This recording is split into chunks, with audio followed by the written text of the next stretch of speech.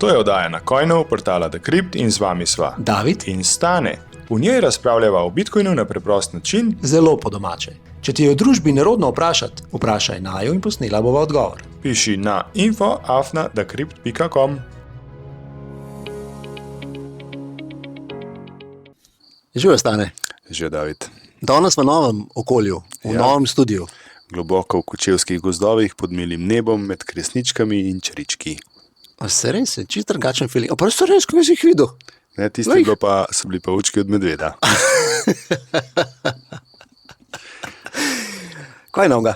Ja, nekaj starega morava še popraviti. Starega mora popraviti, Ja. ne vse v redu dela, zakaj mora popraviti midva kaj? Ne, v Nostru, na najnem Nostr profilu, nisva mogla uresničiti najnih obljub, mojih obljub, o podelitvi satošijev, Ja? ker en od nagrajencev, in sicer nekdo z nicknameom Zan Banan, Okay. ne more prejeti zepov, ker na svojem Nostr profilu nima povezane Lightning denarnice. Okay. In ko to reš? Ja, da gre najprej na internet. Na internet. A slovenskega ali Ja, nemškega? lahko tudi sosedovega avstrijskega, v glavnem na internet odpre svoj Nostr profil, klikne na uno strelo in poveže svojo Lightning denarnico. Če nima Lightning denarnico, Wallet of Satoshi, Phoenix in podobni, oziroma celo Primal zdaj nudi, ne? In Tudi. app Sam denarnico, moraš reči, koliko si star, pa s kjere države si mislim. nekaj se zlažeš in imaš Lightning denarnico in lahko prejemaš zepe, to je denar, to so Satoshi. Zan Banan, dej. Dej, kaj Čakajte. pa ostali so pa dobili? Ostali so pa dobili. A pa se kdo kaj javil? Noben. Ne, noben nič. Čakaj, no. Punce in fantje. No, jaz upam, da so dobili. Saj rečete hvala, pol, no, ne? Ja, ne, recimo. ne zaradi zneska, ampak samo tudi, da vemo, da ste dobili. No, to je bilo kar nekaj tisočakov, da se zdaj norce delati. Satošijo, mislim. A ja, se to še. Kaj se kaj dogaja? A?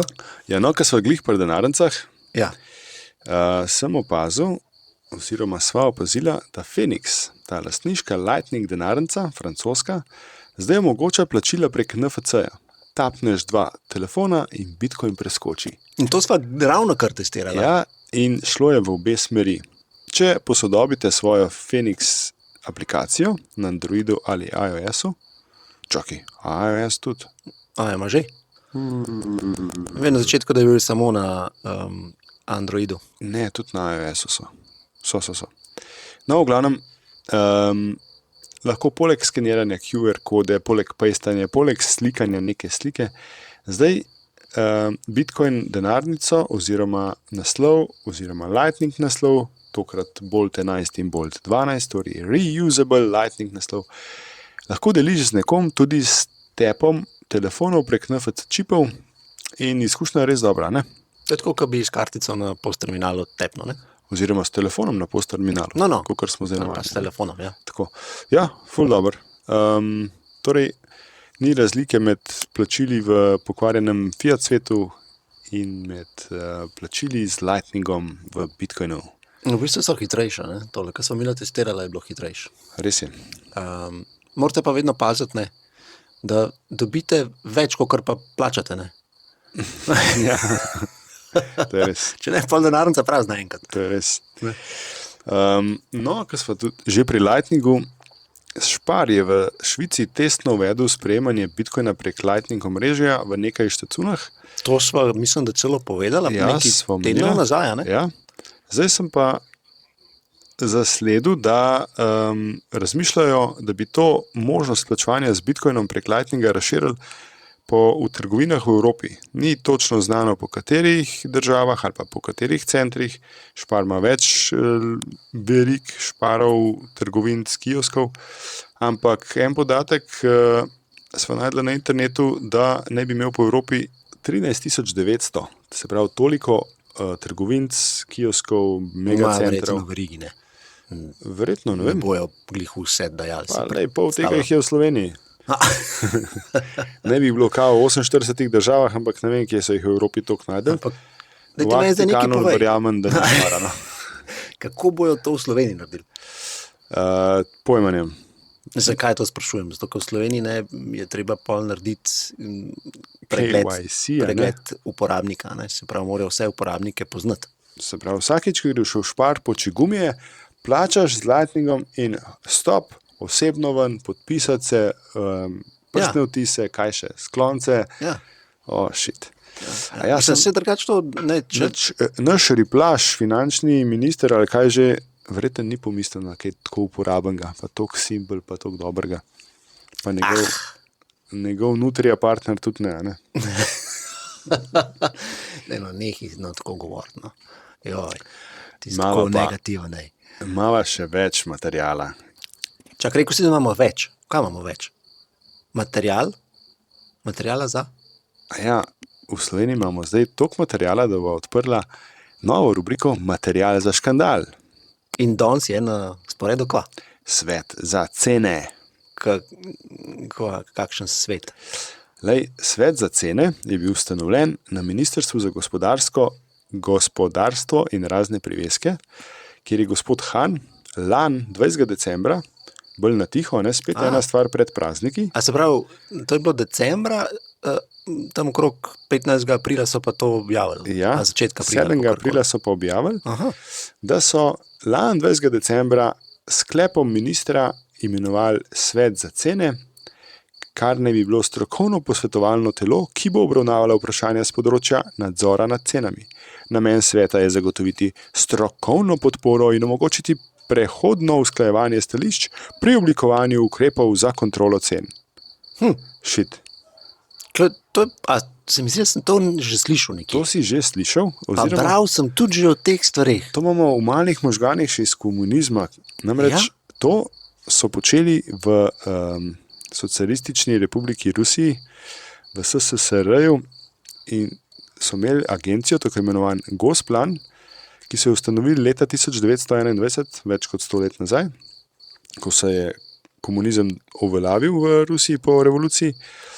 In sicer je to Ruska agencija za centralno načrtovanje proizvodne cen in razdeljevanje dobrin, ki je seveda uspešno pripeljala Ruse na rob revščine, mnoge pahnila v smrt, in Rusijo še vedno pustila, kako ne rečemo, ekonomsko, moralno in ampak verjetno ni bilo razdejano. ne samo v Rusiji, ne? Verjetno je bilo tudi v naši bivši jugu. Tako, po lepem vzgledu smo imeli tudi v SFRJ podobne organe, ki so s kontrolo cen uspešno uničevali in zatirali ne samo svobodo, ampak tudi gospodarstvo, kakršenkoli ekonomski razcvet.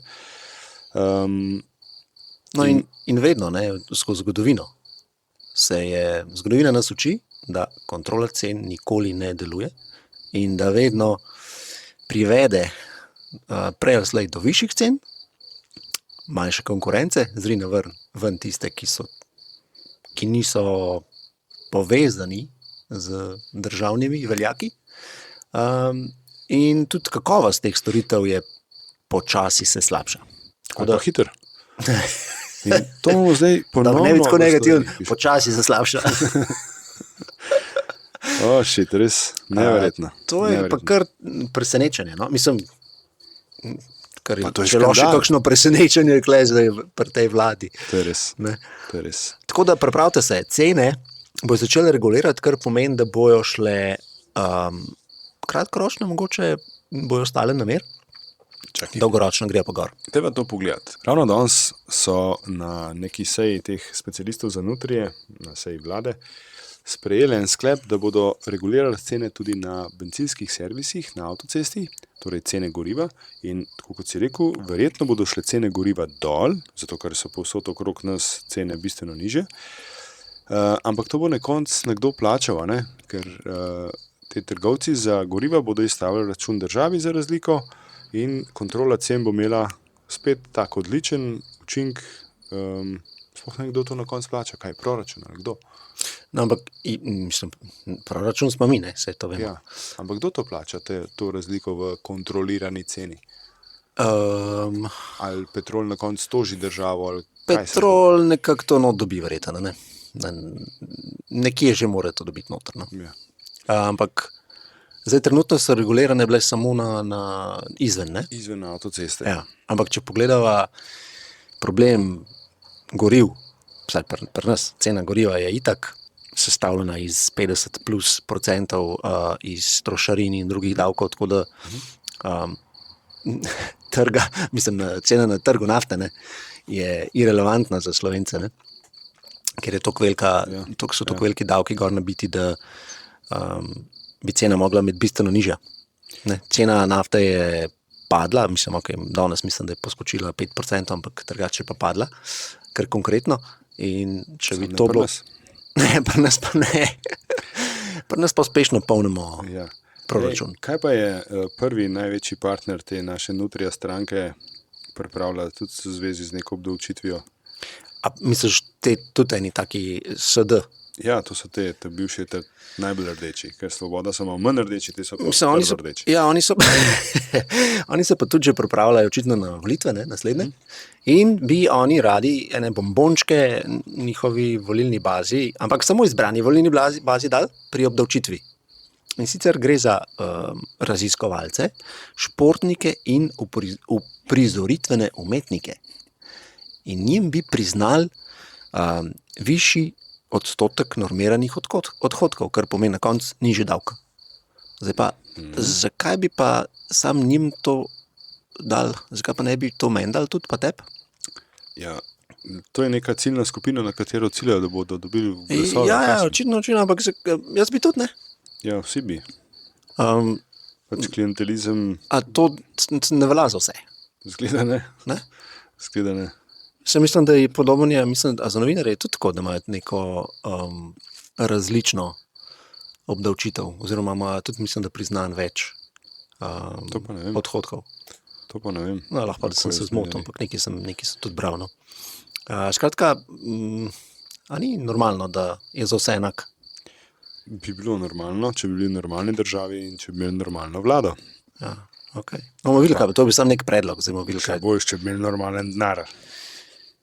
To bi bilo pa absolutno boljše. Ampak lahko ga že imate zdaj, sami. Ni treba na državo čakati, kupite Bitcoin. Imate denar. Pozanimite se o denarnicah, vse vam bomo povedali. Ja.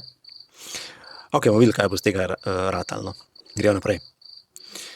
Opazil sem, da v Boliviji, če preskočiva ven... Delec si skočil. A? Delec si skočil. Delec, ne? Ja. So videli, da je na price tagih, se pravi, da so cene objavljene tudi v USDT-jih. Ko? Ja. Zanimivo, ne v USD-jih. Mislim, ja, ne v USD-jih, ampak USDT-jih. In očitno je tam sprejemanje kripta, predvsem pa stabilnih kovancev, tedra, dost velik procent. Drugače to ne bi naredili. Ne? Aha, to so se trgovci prilagodili sami. Jaz mislim, da je to pač malo tudi prvič je folk, kaj je to zahteval, oziroma njihova valuta ima ne vem koliko 400 ali neki plus inflacije. Se pravi, vejo, da morajo imeti drugo valuto, kakor pa njihovo, in to je seveda dolar v tem trenutku. Zato, da so bolj fleksibilni, imamo tukaj pač digitalno obliko tega stablecoin dolarja in tukaj je Tether in sigurno je tudi Tether, kaj je pomagal. Seveda ravno berem, Paolo Ardoino se hvali in objavlja slike, tudi Milke in drugih dobrin v Boliviji, kjer so res cene objavljene v USDT-jih. Nora. Jep, no sej. A misliš, da pri nas tudi? Sam ne v USDT-jih. No. Ne. V evro slojih. Ja, boh ve, kaj bo. Si želite bolj razumeti ta kriptosvet in kako si pomagati z Bitcoinom? Vas zanima, kaj so to kriptoprevare ali pa morda ne razumete vsega, kar slišite o oddaji na Coinu? Fantje na portalu Decrypt vam vse to razložijo tako, da vam bo vse jasno. Že v 1 ali 2 urah boste na svet financ gledali drugače in bili z Bitcoinom bolj po domače. Obiščite portal decrypt.com in se prijavite na izobraževanje. Če pa vas zanima trgovanje kriptovalut in kako priti do ogromnih vsot denarja, vam ne znamo pomagati. To počnejo špekulanti, bankiri in drugi prevaranti.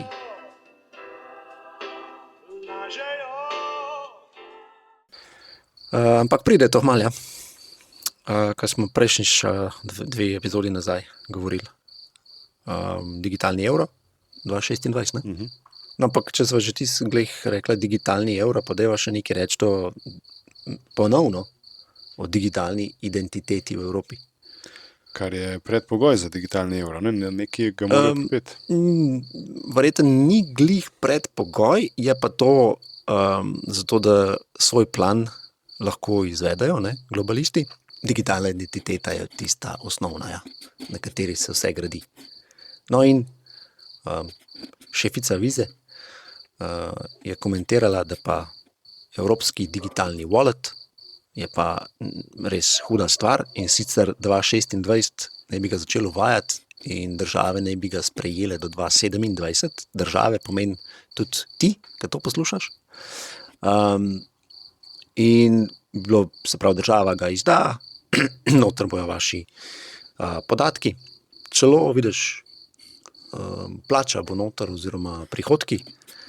Ja, to zelo lepo se opada s tem, ne, kar sva govorila. Da se Viza oglaša, to pomeni, da bo tudi ona držala... A čakaj malo, poglej, Visa je pa že naredila to rešitev, ne?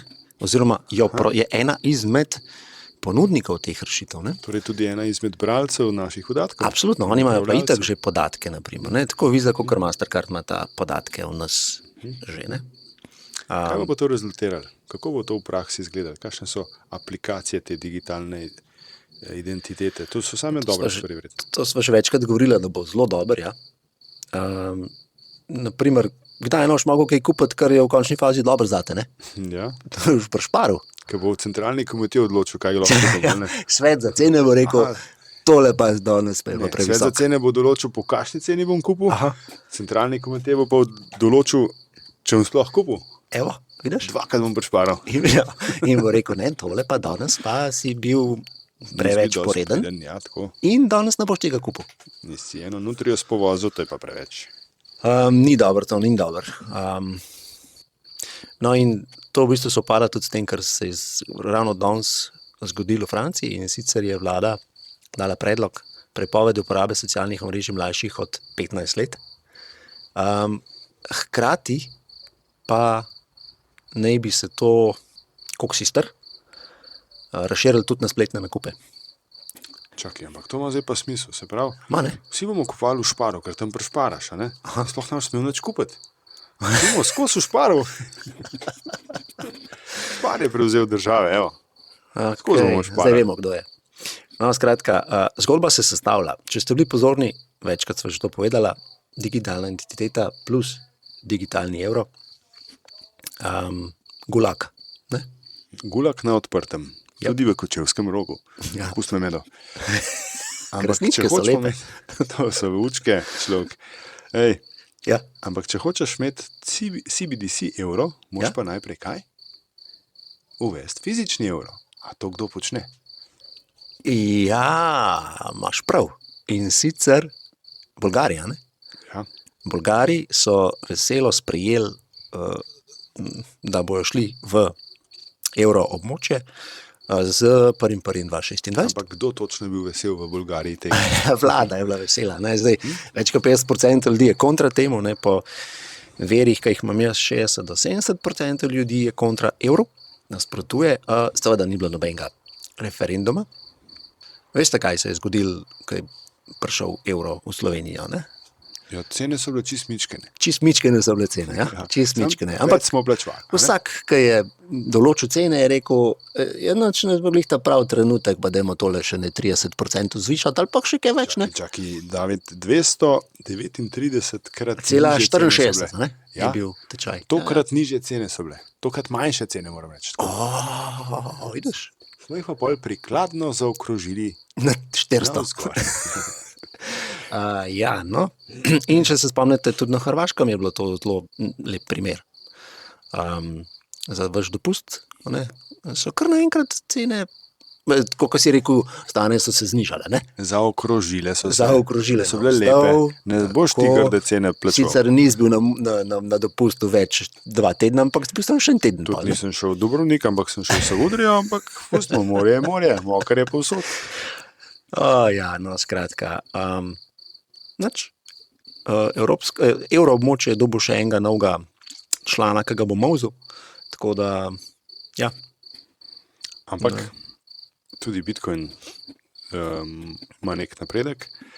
Če se spomniš, kako je JP Morgan oziroma Jamie Dimon iz JP Morgana kritiziral Ja, Bitcoin, ja, še vedno ga. vsake toliko, ampak zdaj bo pa vsem lahko izdajal posojila na osnovi Bitcoina oziroma na osnovi deležev v BlackRockovem EFT-ju. No, JP Morgan bo začel sprejemati Bitcoin oziroma deleže ETF-a od BlackRocka kot collateral za posojila. Kako se reče collateral po slovensko? Zavarovanje. Zavarovanje, točno. Namesto bajta ti bodo vzeli Aha, delež, ki ga imaš v njihovem skladu. in na podlagi tega ti bodo odobrili posojila. Torej, Bitcoin kar legalizirajo oziroma ga sprejemajo kot stabilno zavarovanje za kredite. To je nek napredek, neko priznanje Bitcoinu. Ja. Zdaj lahko malo pokomentirajo tudi, da ETF ni Bitcoin. Ne? No, tudi to, ampak vsem, ena vrednost ETF-a pa sloni na nakupljenem Bitcoinu, ne? Oziroma, če ne, pa že imamo papirnat Bitcoin. Drži. Ne? Drži. Ja. Je pa kontrola totalno pač na strani BlackRocka. Ne? Takole, To že. Bitcoin. No, ampak novica je ta, da se je JP Morgan vsem naslonil na to sredstvo, torej posredno na Bitcoin, neposredno na ETF. Do zdaj ga je zaničeval oziroma sporočal ravno nasprotne novice. Poleg tega pa ne bi banka dovolila strankam tudi nakup Bitcoina. Ne? Aha, Zdaj pa spet ne vem, kaj to pomeni. Bitcoina kot neposredni Direktno, nakup, ja. direktno, z neko provizijo, ali spet kakšen ETF oziroma kakšen drug papirnat Bitcoin. Ne vem. To bomo pa videli, ne, kako so si to predstavljali. Ne. Zdaj, jaz mislim, da je za vas še vedno najboljša stvar, da kar direkt kupite. Seveda, Bitcoin, tudi ne prek JP Morgan ne. ni prisoten v Evropi oziroma v Sloveniji, Ja. ampak vsem je nek velik igralec v bančnem svetu in mogoče se bo še kakšen bančnik znova ozrl po Bitcoinu, ponudil kakšen produkt vezan na njega. A misliš v Sloveniji? Ja, pa vsaj V Bosni? v Bosni, ne, ker smo dosti blizu. Ja. Pa ugodne davčne stopne, ne, tako kot je rekel naš minister. Recimo. No, pač mora Mislim, vse vali, pokazati na ta napredek Bitcoina. vse vali naprej. Ne. Ja. Še vedno pa čakamo prvo slovensko banko, ki bo karkoli objavila v zvezi z Bitcoinom oziroma produkt povezan z Bitcoinom. Koliko imamo mi sploh slovenskih bank? Bankov naših, Mislim, da je slovenskih registriranih 14, zdaj teh ta velikih bank v Sloveniji, ampak bank finančnih inštitucij. Ja. slovenskim lastništvom. Ne, različno je. Koliko je pa teh? Ne vem, koliko jih je sploh slovenskim lastništvom, se pravi NLB, pa mogoče še Kaj pa hranilnica Lon? Ja, Pa Lon Delavska? pa Delavska, mogoče bi bile še lahko. No, lončari in delavci, dajte pohtet. Bitcoin vas čaka.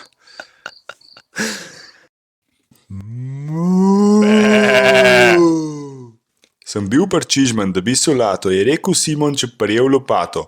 Bio bom jutr, zdaj res ne morem, boli me kičma, sem neodporen. Bi vzel pa repo in zele korene, plačan s kojnim, da bo vesele. Vzel bi več, če mi daš popust, te hvalil bom od ust do ust. Da dobiš popust, vnesi kodo na Coinu na www.kmetijaparcizman.com. Kaj pa naši konkurenti, ki počnejo, David? Najni konkurenti. Kva? Ja, Kdo? to skoraj sodi v material za škandal, ki omeniš neko podcast dramo. Ne, to sem pa malo imel dolg čas. Sem rekel, ne imel dolg čas. Sem rekel, ne bom poslušal sam te podcaste Bitcoin. Ne, Naju, kako je. Ja. In sem videl eno serijo oziroma nek audiodramo. Ja, Mysteries. to je drama kot žanr, Tako. ne podcast drama, da se nekaj... Žal ne. Žal te Preklicujemo moram rubriko material za škandal in žal te moram nadaljujemo z razočarati. kulturnim programom, ki ga je pripravil naš David. Dajmo. Ne, skratka, sem to bi rad delil. Poslušal sem Mysteries of the Bitcoin Citadel, čisto iz radovednosti. Sem tole šel poslušati, 8 delov, zelo kratkih 10 do 15 minut. In ja, v bistvu je neka audiodrama. ki uplete noter Bitcoin. Se pravi, to je neka zgodba, Tako, nekaj se dogaja, tako. in nekdo tepne z NFC-jem, Bitcoin preskoči. A veš, da Kje je- je dramski lok zdaj? Kaj Ja. se zgodi? Je kar, tole si dobro začel, ne? To si ima Marcela začel uponašati. Ne? Recimo, Ja. Ni prišlo do NFC-jev, je pa govora o seed da ni to phrase- o tragedija. seed phrasih. Ne veš kaj, je kar malo misterija. Tako da je zanimiva stvar. No? Tako me drži, ker zdaj čakam na drugo sezono. Čakaj, vse to lahko mi dva posnamemo z najnimi klienti, ki jih imamo, ki zgubijo seed phrase, ki zamenjajo vrstni red besed, kaj tasga, Ja. kako se tresejo, kako so v negotovosti, strah jih je. Mi dva pa mirno, preudarno, rešiva zadevo in na koncu so vsi happy. Vsi so tudi na koncu happy, ali niso? Ne vem, to, kar sem zdaj uspel poslušati, prvo sezono, se konča tako napet, da ne vem, ali je umrl vsi, ali nekva bo, ne, ali je Bitcoin šel. Ali, Se tako pravi, da, vsaka epizoda ni zgodba zase, ampak se nadaljuje naslednja. da. Dramski Serija. lok se ne prekine. Ne, te drži, res te Ampak drži. pol v ne smeš napetosti. spustiti enega Ne. delčka serije. Ne. Pa smo spet pri tej zveznosti, ki nam jo je vsiljevala televizija. Zdaj pa spet ne morem preskočiti. Tudi ne moreš nazaj poslušati, ne? Težko. Tretje, drugo, prvo. Mislim, ja, no. Lahko začneš, 8 jih je, lahko z 8 začneš, pa greš do prve, bo kar zanimiv pa, no. Mogoče zdaj, če dolg ne bo druge serije, pa začel tako, od konca do začetka. No, ampak Skratka, zanimivo, da je Bitcoin najdel pot v kulturo, tudi v Ja. gledališke uprizoritve, ali kakšne so to audio uprizoritve. Ja, audio, ja. In če sem prav malo pol sem prebral, sta dva, ki to pišete, in eden, zdaj koliko je to res, ne vem, eden je govoril, ampak očitno mu je AI spremenil glas, da kot ženska, kot moški in pač tudi različne vloge. Tako sem razumel, no? Da se to tako... Kadar sem prehlajen, lahko rečem v službi, AI mi je spremenil danes glas. To ni nič tazga. Ja, Okej. tako. Skratka, priložnost za vse, če vam je kaj tazga lušten delati, evo, imate trg. In sicer, no, ta dva fanta, ki sta to zastavila, sta zdaj prvo sezono naredila po metodi value for value. In zdaj sta rekla, počakajmo zdaj, a bo ljudem to všeč, a so videli kaj vrednosti in če so, naj pošljajo kak satoši, no jaz sem ga in Super. čakam zdaj na drugo sezono. Je nič, David, hvala za te kulturne drobtinice. Pa gremo naprej z našim programom. Jaz bi povabil najne poslušalce, oba dva, ne vem, ki je jasna ta teden, na konferenco v Prago. BTC Prague, BTC Praga. A greš? Ne, žal ne. Ampak potekala bo med 19. in 21. junijem, to je ena največjih Bitcoin konferenc v Evropi, ki je skoraj 100% Bitcoin dogodek. Kar dobro organiziran. Ja, lušten, velika konferenca. Tako dober program, ogromno neke vsebine, praktično vsa področja Bitcoina pokrivajo, ogromen sejem, ogromno nekih produktov lahko vidimo, preizkusimo, kupimo brez oddaje osebnih podatkov, ogromno influencerjev, razen naju bo tam. Ja, pa ni to toliko velik, no, dogodek očitno. Niso še tam, ne, čakaj, okej. iz Kočevskega roga pa ne potegne, kar vsazga. Kje te bo skremplov medveda vam potegnil. No, v glavnem, če ima kdo čas med 19. in 21. junijem, jaz mislim, da se splača iti pogledati, vsaj za kakšen dan, kakšen panel poslušati. Ti bodo verjetno v kratkem tudi posneti in predvajani, ampak vseeno, živo je to malo drugače, se tudi pogovoriti z bitcoinerji, malo zavohati, kaj se dogaja v industriji. Ena priložnost, ki ni daleč od nas. A ne? Drži, ja. Smo bili, se splača. Ja. Posnemite kako dramo, ne? Ko boste, dajte deliti z nama. To bo imela material za škandal. Tako, ja, ne pa tako, kot sem jaz to očitno te malo zavedel, ne, s telom. Ja, res sem si narobe razložil. Ja, sorry. No, ostanite na coinu, zbirajte satošije. Čau. Wow.